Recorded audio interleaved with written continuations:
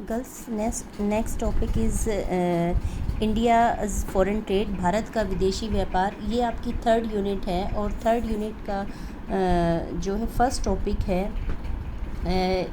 भारत का विदेशी व्यापार।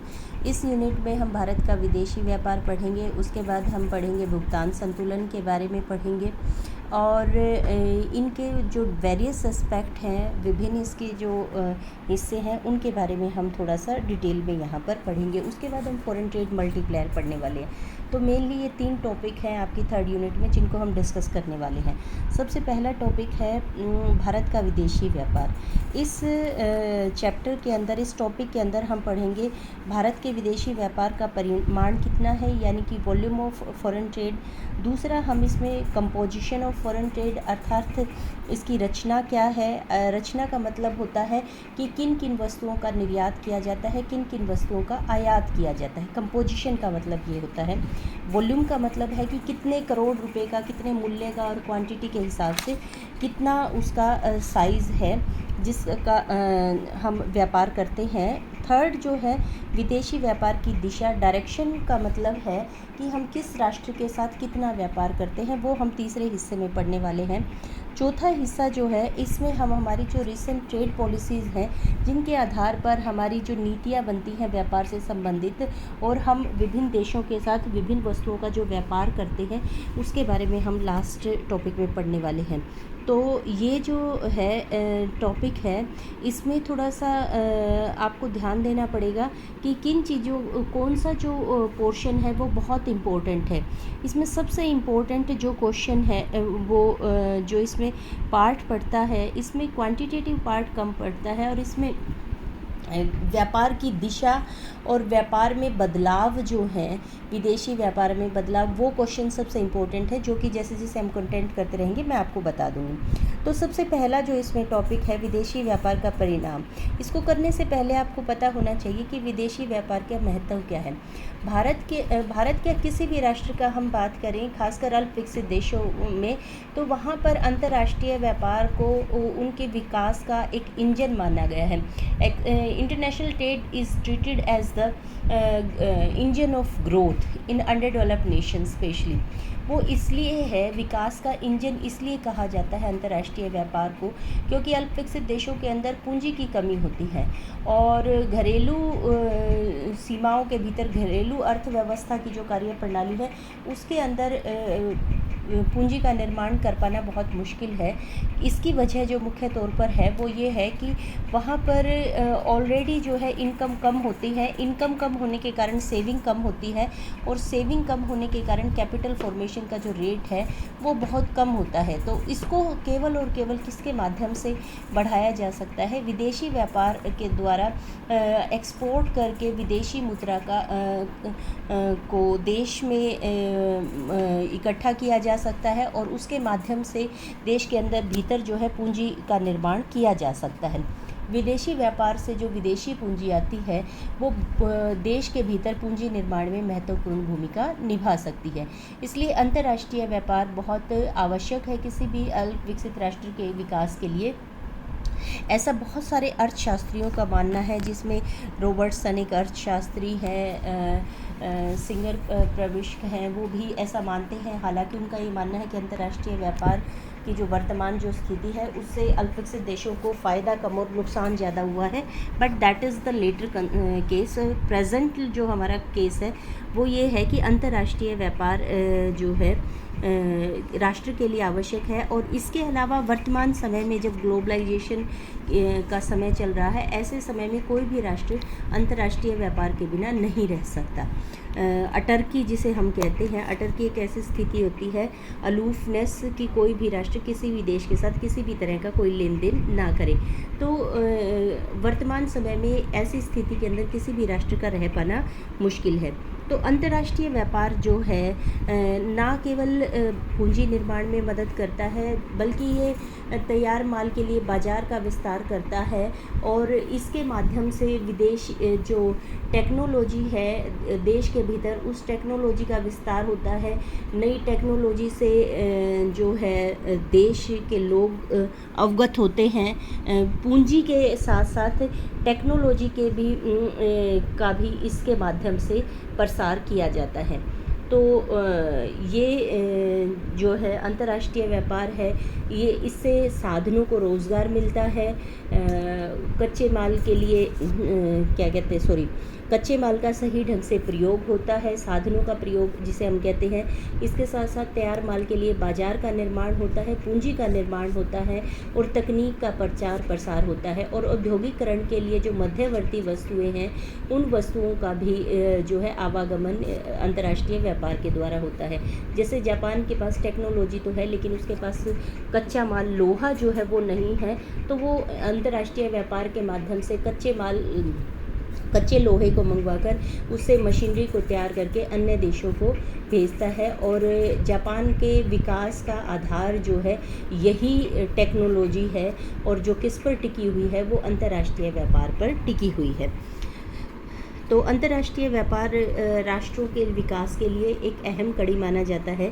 तो भारत में इस अंतर्राष्ट्रीय व्यापार की स्थिति क्या है वो हम अब देखते हैं। सबसे पहले भारत के अंदर जो अंतर्राष्ट्रीय व्यापार है, विदेशी व्यापार है, उस विदेशी व्यापार का मूल्य जो अगर हम देखते हैं तो ये 1990 से अब तक की अवधि में इसने काफ़ी वृद्धि की है। 1990-91 में विदेशी व्यापार का जो परिणाम था 75,750 करोड़ था, जो कि 18-19 में बढ़कर आपका लगभग 60 लाख करोड़ रुपए का हो गया है। तो अगर हम वॉल्यूम के हिसाब से देखें तो ये लगभग 56 गुना, आप इस नंबर को याद कर सकते हैं कि 56 टाइम ये जो है बढ़ा है। अभी इसमें बढ़ने में वॉल्यूम कितने का बढ़ा है और प्राइस के कारण कितना बढ़ा है तो ये एक अलग बात है। लेकिन अगर हम मुद्रा के रूप में बात करते हैं तो हमारा जो व्यापार है वो इतने बड़े साइज़ में बढ़ा है। अब जो अंतर्राष्ट्रीय व्यापार जो बढ़ा है इसको हम दो भागों में करके देखते हैं।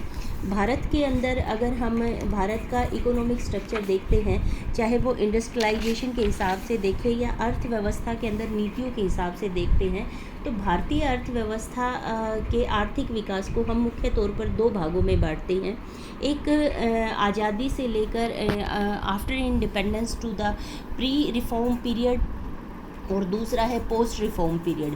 प्री रिफॉर्म पीरियड जो है वो आपके 1990-91 में, कई बार हम इस बात का जिक्र कर चुके हैं कि 1990-91 में बहुत सारे आर्थिक जो नीतियां थी उनका रिज़ल्ट ये हुआ, उनके सही ढंग से, हम ये नहीं कह सकते कि नीतियां गलत थी, लेकिन उनका सही ढंग से उनको लागू नहीं किया जा सका। और इसकी वजह से क्या हुआ कि भारत की जो अर्थव्यवस्था है वो एक बुरे दौर में पहुंच गई थी। तो 1990-91 के अंदर जो हमारी आर्थिक नीतियां थी उनमें एक बड़ा आमूलचूल जिसे कहते हैं बेसिक जो है बदलाव किया गया था।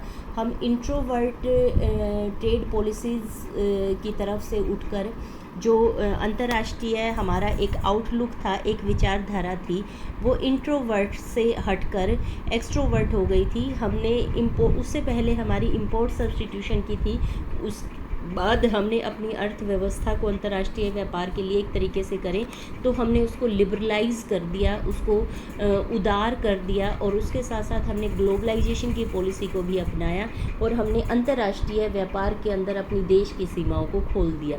तो अंतर्राष्ट्रीय व्यापार की जब हम स्थिति देखते हैं तो उसको दो भागों में बांट कर देखते हैं कि एक तो प्री रिफॉर्म पीरियड, एक पोस्ट रिफॉर्म पीरियड।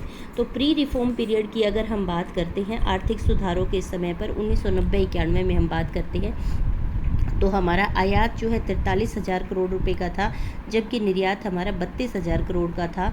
और टोटल अगर हम देखते हैं आयात और निर्यात का, अगर हम टोटल जोड़ देखते हैं तो इन दोनों का जोड़ तो हमारे पास लगभग 75,000 करोड़ रुपए का एक्सपोर्ट और इंपोर्ट किया जाता था। ये व्यापार की मात्रा है। आर्थिक सुधारों के बाद हम 1992 से लेकर 2004 की स्थिति देखते हैं, लगभग ये आपके 12 साल का टाइम पीरियड है। तो इसमें आपका इंटरनेशनल ट्रेड जो है वो 49 लाख, लगभग आप 40 लाख करोड़ रुपए का आप कह सकते हैं। और हालांकि अगर हम इसको देखते हैं तो यहाँ पर भी आयात की मात्रा ज़्यादा है, निर्यात की मात्रा कम है। यहाँ पर भी जो आयात की मात्रा है वो ज़्यादा है, निर्यात की मात्रा कम है।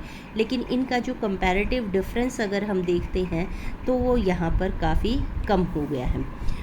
इसके बाद हम बाद का 2004-5 से लेकर 5-6 सालों को अगर हम कॉन्स्टिट्यूटिवली देखते हैं तो हम देखते हैं कि हमारा निर्यात हमेशा ही लगभग आयात से कम रहा है। और दूसरी क्या रहा है, इसका जो वॉल्यूम है वो लगातार बढ़ता चला गया है। एनुअली जो है वो क्या होता चला गया, 8 से 22 हो गया, फिर 28 हो गया, फिर 46 हो गया, फिर 60 लाख करोड़ तक हमारा ये अंतर्राष्ट्रीय व्यापार बढ़ गया। और इसके अंदर जो वृद्धि दर है, अगर हम वृद्धि दरों की बात करते हैं, आर्थिक सुधारों के पश्चात आयात की वृद्धि दर और निर्यात की वृद्धि दर में बहुत तेज़ी से वृद्धि हुई है। इसका कारण है उदारवादी आयात नीति, निर्यात प्रोत्साहन नीति और वर्ल्ड ट्रेड की सदस्यता।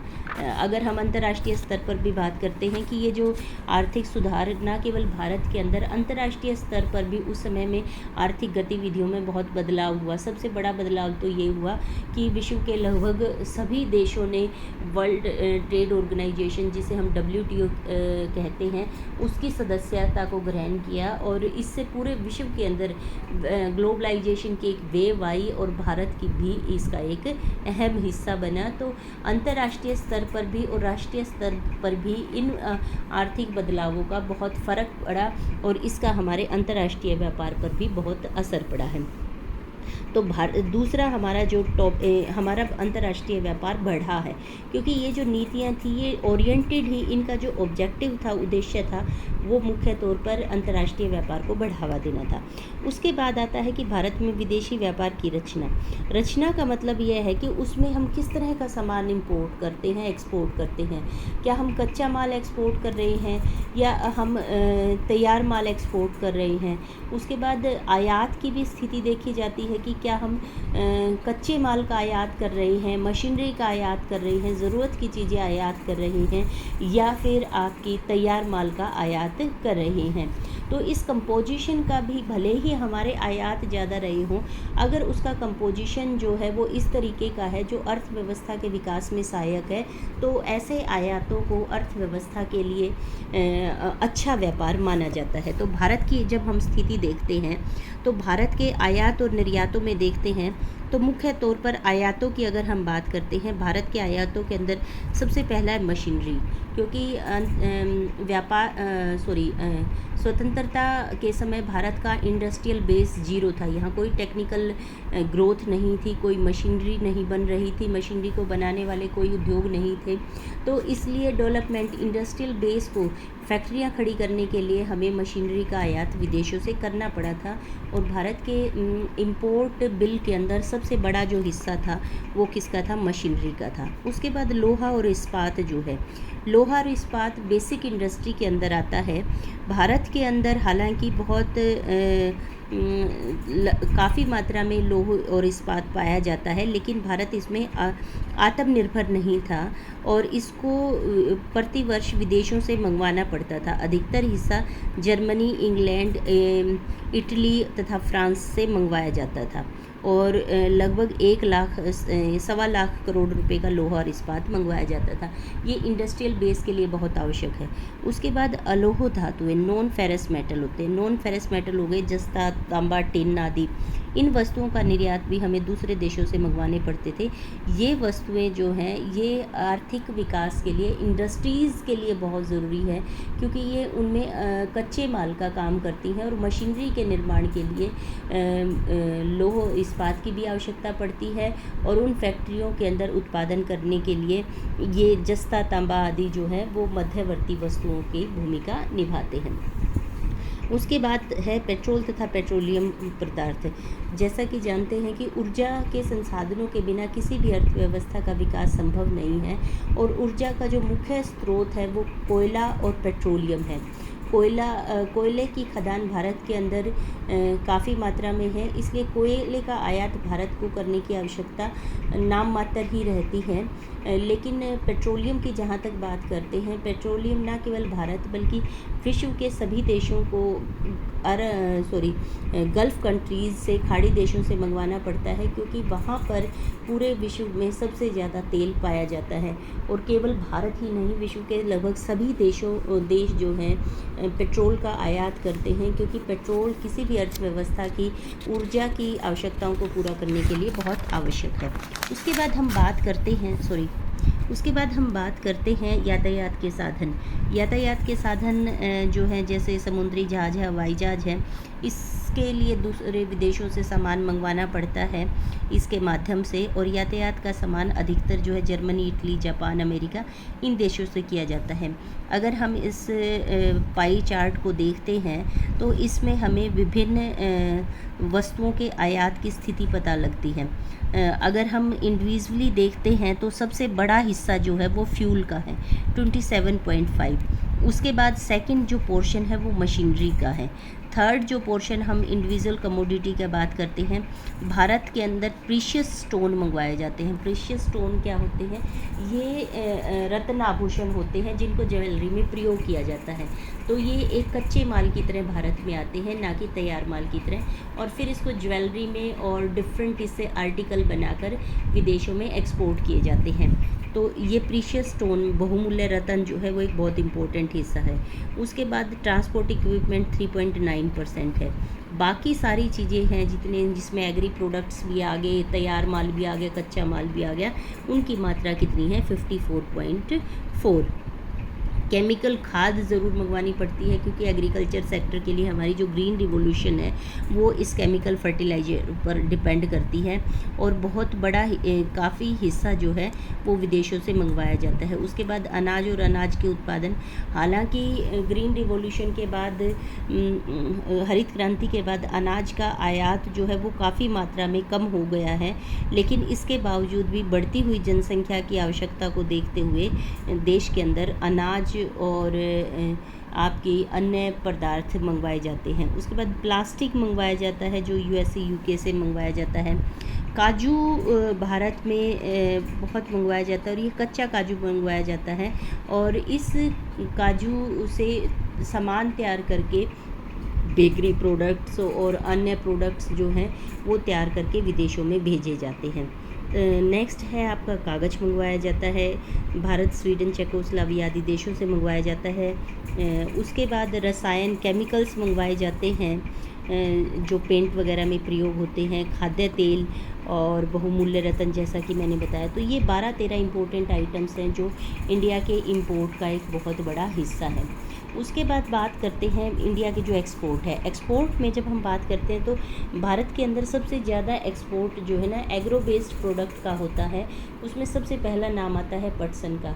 आज़ादी से पहले, पार्टीशन से पहले, हम कह सकते हैं विभाजन से पहले, भारत जो है वो पटसन का एकमात्र निर्यातक देश होता था, क्योंकि उस समय बांग्लादेश और पाकिस्तान दोनों भारत का हिस्सा होते थे। बांग्लादेश जो है उस हिस्से के अंदर ज्योग्राफिकली अगर देखा जाए तो पटसन सबसे ज़्यादा उगाया जाता है, तो वहाँ से पटसन का निर्यात किया जाता था। लेकिन जैसे ही भारत का पार्टीशन हुआ, बांग्लादेश के रूप में एक हिस्सा अलग चला गया, उधर से पाकिस्तान अलग चला गया, तो इसका दोहरा नुकसान भारत को हुआ। एक तो वो हिस्से भारत से अलग हुए तो उससे प्रोडक्शन में कमी आई। दूसरा क्या हुआ कि ये राष्ट्र अलग बनने के कारण यहाँ से जो पटसन, ये भारत के कंपीटिटर, प्रतिद्वंदी बनकर अंतर्राष्ट्रीय बाज़ार के अंदर आ खड़े हुए। तो पटसन का निर्यात हालांकि भारत करता है, लेकिन वो स्थिति नहीं रही जो पहले सबसे प्रारंभ के अंदर भारत का सबसे पहला स्थान होता था। तो इससे बनी हुई ज़्यादातर चीज़ें America, Japan, Belgium, Germany, Britain आदि देशों के अंदर जाती है, और इसका निर्यात लगभग 2274 करोड़ रुपए का है। उसके बाद टी है, मैंने बताया ना एग्रीकल्चर बेस्ड प्रोडक्ट्स का ज़्यादा एक्सपोर्ट किया जाता है। पटसन आ गया। चाय का सबसे बड़ा निर्यातक देश भारत है।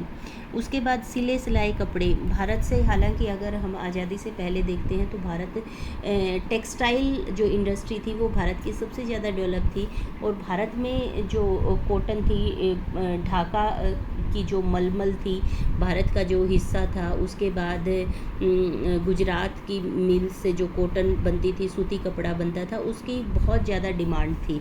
तो अब ये बदल कर किस में चली गई है, ये सूती कपड़ों में, सिले सिलाई कपड़ों के अंदर आ गई है।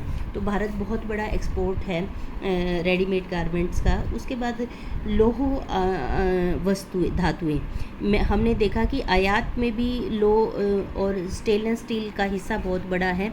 इसके साथ साथ भारत जो है आयरन धातु का एक्सपोर्ट भी करता है। इसमें मैग्नीज, अभ्रक और लोहा आ गए हैं। ये धातुएं मेनली चीन और ईरान देशों में भेजी जाती है। उसके बाद मसाले हैं। भारत मसालों का एंशियंट टाइम से, हड़प्पा संस्कृति में के दौरान, हड़प्पा की खुदाई के दौरान भी, हड़प्पा सभ्यता के दौरान भी इसके सबूत मिले हैं कि भारत जो है पुरातत्व काल से ही मसालों का एक्सपोर्टर रहा है। जो आपकी कार्डामम हिल्स हैं, साउथ में बेसिकली आपका मसाले, खड़े मसाले जैसे इलायची हुआ, लौंग हुआ, काली मिर्च हुआ, ये आपके मसाले होते हैं और भारत से इनका निर्यात बड़ी मात्रा में किया जाता है और ज़्यादा मात्रा में भारत में ये पाए जाते हैं। उसके बाद चमड़ा और चमड़े का सामान भेजा जाता है। इसके मुख्य ग्राहक इंग्लैंड, संयुक्त राज्य अमेरिका, जर्मनी, फ्रांस आदि हैं। चावल के उत्पादन में भारत जो है चाइना के बाद सेकंड लार्जेस्ट प्रोड्यूसर है। विश्व में लगभग जो है 1/3 चावल का उत्पादन भारत, जो निर्यात है भारत से किया जाता है पूरे अंतर्राष्ट्रीय व्यापार का। तो चावल का निर्यात बहुत ज़्यादा किया जाता है। चाइना के बाद दूसरे नंबर पे इंडिया ही निर्यात करता है। उसके बाद तंबाकू है, तंबाकू का निर्यात भी भारत द्वारा किया जाता है। कॉफ़ी है, कॉफ़ी का एक्सपोर्ट भी इंडिया करता है। उसके बाद हम बात करते हैं हीरे जवाहरात। मैंने आपको बताया कि हीरे जो बहुमूल्य रत्न है, भारत विदेशों से क्या कहते हैं, कच्चे जो रत्न जवाहरात है वो मंगवाता है और उनको फिर उनसे आभूषण तैयार करके उनका निर्यात करता है। इसी प्रकार काजू है, काजू, कच्चा काजू मंगवाया जाता है और इसकी प्रोसेसिंग करके विदेशों में इसका निर्यात किया जाता है। जैसे रोस्टेड काजू है, काजू से बनी हुई मिठाइयाँ हैं और बेकरी प्रोडक्ट्स हैं, तो वो सारे तैयार करके काजू से बने हुए प्रोडक्ट्स इंडिया से एक्सपोर्ट किए जाते हैं। उसके बाद रासायनिक और संबंध उत्पाद हैं, केमिकल्स वगैरह इंडिया से एक्सपोर्ट किए जाते हैं। लास्ट आ गया हस्तकला। हैंडीक्राफ्ट का इंडिया हब रहा है। हाथ से बनी हुई मूर्तियाँ, चित्रकला, सामान, हैंडमेड चूड़ियाँ आदि, इस तरह की जो भी हैंडमेड प्रोडक्ट्स हैं हैंडीक्राफ्ट का, वो इंडिया से एक्सपोर्ट किया जाता है। ये तो मेन आपकी थी। ये क्वेश्चन बनता तो है कि दिशा कंपोजिशन के बारे में बताइए, लेकिन उससे ज़्यादा इम्पोर्टेंट बात बनता है कि भारत के अंदर व्यापार की रचना में परिवर्तन किस तरीके से हुआ है 1990-91 के बाद। अगर हम निर्यात की स्थिति देखते हैं तो कृषि पदार्थों के निर्यात में प्रतिशत परिवर्तन आया है। एग्रीकल्चर प्रोडक्ट का जो परसेंटेज है पहले 21% था, अब ये लगभग 8% रह गया है। इसके दो मुख्य कारण हैं। एक तो हमारा जो पॉपुलेशन है वो बहुत तेज़ी से बढ़ी है और दूसरा इसका कारण है कि हमारी जो इंडस्ट्रियल प्रोडक्शन है वो काफ़ी बड़ी है और इसकी वजह से हमारी एग्रीकल्चर सेक्टर की जो जीडीपी के अंदर कंट्रीब्यूशन है, रिसोर्सेज हैं एग्रीकल्चर सेक्टर में, उनकी संख्या, मात्रा घट गई है। इसीलिए इंटरनेशनल ट्रेड में भी इनका मूल्य घट गया है। उसके बाद है अंतर्राष्ट्रीय परंपरागत वस्तुओं के निर्यातों में कमी। परंपरागत जो वस्तुएं हैं आपकी, परंपरागत वस्तुओं में हम ले सकते हैं आपके खनिज पदार्थ है, चाय, जूट और खाद्यान्न है।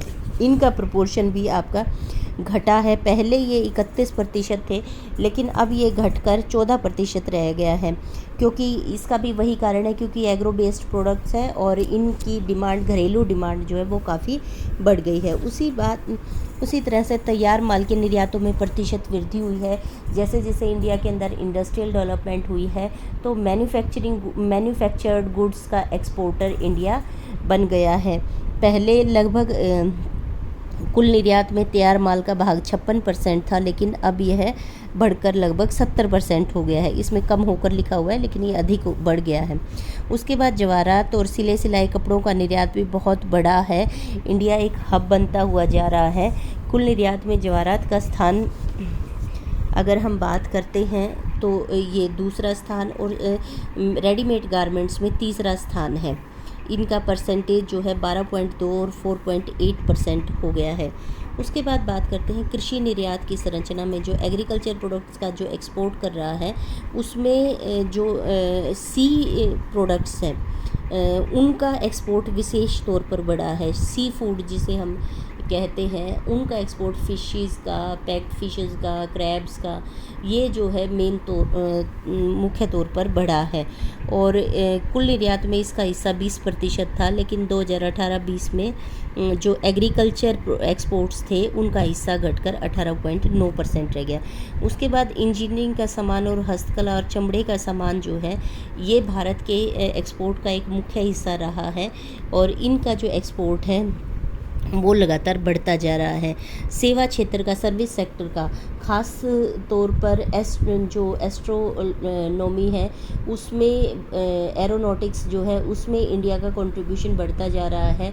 हमारी जो साइंस टेक्नोलॉजी है, जो सैटेलाइट लॉन्चिंग की है, वहाँ से हमें बहुत इनकम हो रही है।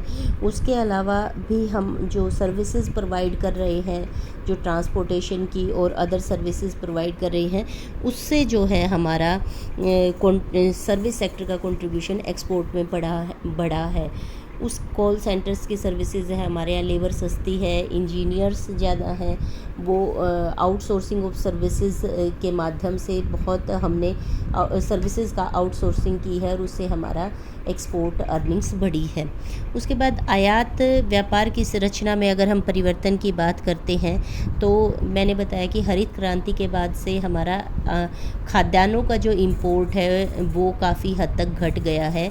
हमारे HYV सीड्स और फर्टिलाइजर्स और पेस्टिसाइड्स, हम जानते हैं हरित क्रांति के दौरान इन सब का प्रयोग करके खाद्यान्नों का उत्पादन जो है 4-5 गुना तक बढ़ा लिया गया है, और इसकी वजह से जो हम पहले बहुत बड़ी मात्रा के अंदर कुल आयात में इसका 16% हिस्सा था, ये कम होकर अब नेग्लिजिबल हो गया है। कभी कभी मंगाना पड़ता है क्योंकि अभी भी कई बार मॉनसून ख़राब होता है तो ज़रूरत पड़ जाती है, लेकिन उसकी अमाउंट बहुत ना के बराबर है। उसके बाद है कृषि जनित कच्चे माल के आयातों में वृद्धि हुई है। ये एक थोड़ा सा नेगेटिव है कि जूट वगैरह का सामान अब हमें आयात करना पड़ा है। इसका मुख्य कारण है कि हमारा पार्टीशन के बाद से हमारी डिपेंडेंस जो है बांग्लादेश जैसे देशों पर बन गई है, क्योंकि वो पहले भारत का हिस्सा होते थे तो हमें उसका आयात नहीं करना पड़ता था, देश के भीतर होता था। अब चूँकि वो अलग देश हो गया है तो वहाँ से उसका आयात करना पड़ता है, और इनके कंपटीटर होने के कारण भारत में बढ़िया किस्म की कपास की मांग की तुलना में कम उत्पादन होना है, और उसके साथ साथ कच्चे काजू के आयात भी भारत के अंदर काफ़ी बढ़ गए हैं। उसके बाद बात करते हैं खाने के तेल के आयातों में। जो ऑयल है वो एक एडिबल ऑयल जिसे हम कहते हैं, वो उसका हिस्सा काफ़ी बड़ा है। एडिबल ऑयल की जब हम बात करते हैं तो खाने के तेल जैसे गोले का तेल, नारियल का तेल जिसे हम कहते हैं, इनमें बहुत ज़्यादा वृद्धि हुई है। इसका मुख्य कारण सारे आयात, इस तरह की जो चीज़ें हैं जो कंज्यूमर आइटम्स हैं उनके आयात बढ़ने का मुख्य कारण पॉपुलेशन का बढ़ना ही है। और दूसरा क्या है कि सरकार WTO का मेंबर होने के बाद सरकार को इनके इंपोर्ट्स पर जो रेस्ट्रिक्शंस लगी हुई थी, क्वांटिटेटिव रेस्ट्रिक्शंस, उनको बंद करना पड़ा है। तीसरा, पेट्रोलियम का आयात में प्रथम स्थान है, क्योंकि जैसे जैसे हमारी इकोनॉमिक डेवलपमेंट होती है, इंडस्ट्रियल डेवलपमेंट होती है, तो पेट्रोल ऊर्जा का एक संसाधन होने के कारण इसका आयात अधिक रहता ही रहता है। दूसरा, पेट्रोल का आयात में बड़ा हिस्सा होने का एक कारण पेट्रोल कीमतों में लगातार वृद्धि भी एक मुख्य कारण है। मात्रा में इतनी वृद्धि नहीं हुई है जितनी इनकी कीमतों में वृद्धि हुई है। तो इस वजह से हमारा जो पेट्रोलियम का जो शेयर है, इंपोर्ट वैल्यू जो है इसका जो इंपोर्ट का मूल्य है वो काफ़ी तेज़ी से बढ़ा है। उसके बाद है बिना तराशे जवाहरात का आयात में भारत में दूसरा स्थान हुआ है, क्योंकि हमारे जो डायमंड्स आदि ज्वेलरी है, जो डायमंड की मदद से ज्वेलरी आदि बनाई जाती है, उसका एक्सपोर्ट काफ़ी बढ़ा है, विदेशों में मांग बढ़ी है, तो उस हिसाब से कच्चे माल की भी मांग जो है वो बढ़ गई है। और इसकी डिमांड बढ़ने की इसलिए है क्योंकि एक बहुत बड़ा प्रोफेशन है जिसके अंदर काफ़ी लोग शामिल होते हैं। तो भारत के अंदर प्रीशियस स्टोन का जो इम्पोर्ट है वो काफ़ी बड़ा है। उसके बाद पूंजीगत पदार्थों के आयातों में वृद्धि, ये एक बड़ा महत्वपूर्ण पॉइंट है कि भारत जो है इंडस्ट्रियल बेस आर्थिक विकास करने के लिए भारत को बड़ी संख्या में मशीनरी का आयात करना पड़ा है, जिसकी वजह से हमारे आयात का जो बिल है वो बहुत बड़ा रहा है और उसमें आयात में बड़ी तेज़ी से वृद्धि हुई है। इसके अंदर मशीनरी आ गई, बिजली के यंत्र आ गए और मैन्युफैक्चर्ड आइटम्स आ गए हैं। तो इसका मुख्य कारण एक तो देश का औद्योगिकरण है, दूसरे सरकार की उदारवादी नीतियां हैं और तीसरा बहुराष्ट्रीय संस्थाओं के महत्व में वृद्धि हुई है। तो जिसके और चौथा अंतर्राष्ट्रीय वित्तीय संस्थाओं में इनके आयात के लिए अधिक धन की प्राप्ति जो है वो इस तरह के जो कारण हैं, इस वजह से पूंजीगत वस्तुओं का आयात अधिक बढ़ा है। रासायनिक खाद, एग्रीकल्चर जैसे जैसे विस्तृत हुई, हरित क्रांति के बाद हरित क्रांति के सफलता के लिए बड़ा ज़रूरी था कि हम केमिकल्स फर्टिलाइज़र जो है वो अवेल करवाते, उपलब्ध करवाते, रासायनिक खाद जिसे कहा जाता है, और उसको मंगवाने का जो तरीका इंपोर्ट के माध्यम से उसको मंगवाया गया और इसके कारण हमारा इंपोर्ट बिल बढ़ गया। लास्ट हम कहते हैं कि गैर परंपरागत वस्तुओं के आयात में वृद्धि हुई है, जैसे प्लास्टिक है, कागज़, गन्ने, इस तरह की जो वस्तुएं हैं इनके आयात के अंदर काफ़ी वृद्धि देखने को मिली है। और इसका मुख्य कारण यही है कि भारत के अंदर जनसंख्या तेज़ी से बढ़ने के कारण जो रोज़मर्रा की ज़रूरत की चीज़ें थी, आवश्यक वस्तुएं थी और जो सस्ती भी थी, उनकी जो आयात जो है वो मांग काफ़ी बड़ी है। ख़ास तौर पर आप इसमें बात कर सकते हैं चाइना से जो प्लास्टिक टॉयज़ मंगवाए जाते हैं वो बहुत एक महत्वपूर्ण है। और भी कई तरह का प्लास्टिक की छोटी चीज़ें हैं जो मंगवाई जाती हैं और जो रोज़मर्रा की ज़रूरत का हिस्सा है, और उसकी मांग का मुख्य कारण बढ़ने का कारण ये है कि पॉपुलेशन का साइज़ बढ़ रहा है। उसके बाद बात करते हैं हम भारत में विदेशी व्यापार की दिशा की अगर हम बात करते हैं अंतर्राष्ट्रीय व्यापार में, तो भारत के जो देश हैं उनका निर्यात और आयात का हम प्रतिशत इस टेबल के द्वारा समझ सकते हैं। परसेंटेज के हिसाब से देखते हैं तो डेवलपिंग कंट्रीज़ के साथ हमारा जो इंपोर्ट वहाँ से ज़्यादा है और एक्सपोर्ट पूरी लिस्ट में देखें तो एक्सपोर्ट भी ज़्यादा है, लेकिन एक्सपोर्ट और इंपोर्ट खाली ये देखें तो हमारा लगभग 40% के करीब एक्सपोर्ट और इंपोर्ट उन देशों से किया जाता है। फिर दूसरा यूएसए से किया जाता है। तीसरा आपकी यूरोपियन यूनियन तो इसमें इन्होंने यूके और रशिया ऐसे अलग करके दे दिया है, लेकिन यूरोपियन यूनियन भी भारतीय अंतर्राष्ट्रीय व्यापार का एक बहुत बड़ा पार्टनर है। उसके अलावा यूएई मुख्य तौर पर पेट्रोल का पार्टनर है। अरब कंट्रीज़ से पेट्रोल का इंपोर्ट किया जाता है और अन्य वस्तुओं का जो खाने पीने की चीज़ें हैं, चाय आदि है, इन चीज़ों का वहाँ पर निर्यात किया जाता है। ये देखिए यहाँ पर है, यूरोपियन यूनियन का लगभग 5.9% है। तो मैंने बताया ना कि काफ़ी बड़ा हिस्सा है, बड़ा पार्टनर है यूरोपियन यूनियन भी। तो निर्यात के जो पार्टनर हैं इंग्लैंड है। राष्ट्रमंडल देश कौन से होते हैं? राष्ट्रमंडल देश वो हैं जो देश सभी इंग्लैंड के गुलाम थे। जैसे इंडिया की बात करते हैं, चाइना, श्रीलंका, म्यांमार, पाकिस्तान, ये सभी देश क्या हैं? ये अफ्रीका के भी कई देश थे जो इंग्लैंड के गुलाम रहे हैं। तो इन देशों से आज़ादी के बाद एक जैसे से इकोनॉमिक रिसोर्सेज की स्थिति को देखते हुए इकोनॉमिक स्थिति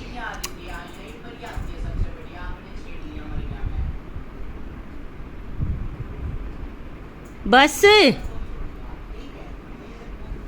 तो रिसोर्सेज एक जैसी, इनकी धन संपदा, आर्थिक स्थिति एक जैसी होने के कारण इन देशों का एक समूह बना जिसे राष्ट्रमंडल देश कहा जाता है।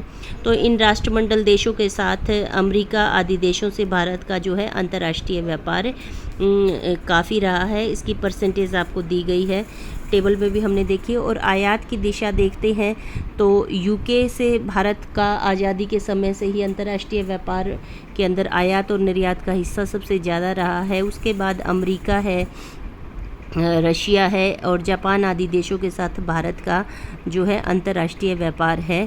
लगभग जो है इसका प्रतिशत 1-2% ही इधर उधर हुआ है। लगभग ये परसेंटेज क्या रही है, ये स्थिर ही रही है। एक सबसे इम्पोर्टेंट जो चीज़ रहती है, चाइना के साथ अंतर्राष्ट्रीय व्यापार ना केवल भारत का बल्कि सभी देशों का ही बढ़ा है, क्योंकि चाइना ने जो स्मॉल प्रोडक्ट्स थे उनकी मार्केट को पूरी अंतर्राष्ट्रीय स्तर पर ही कैप्चर कर लिया है। जो छोटा छोटा सामान है, जैसे आप व्हाट्सएप मैसेज में भी पढ़ते हैं, लड़ियाँ हैं, होली दिवाली पर जो रंग पिचकारी, वो सारी की सारी कहाँ से बनकर आती है, चाइना से बनकर आती है।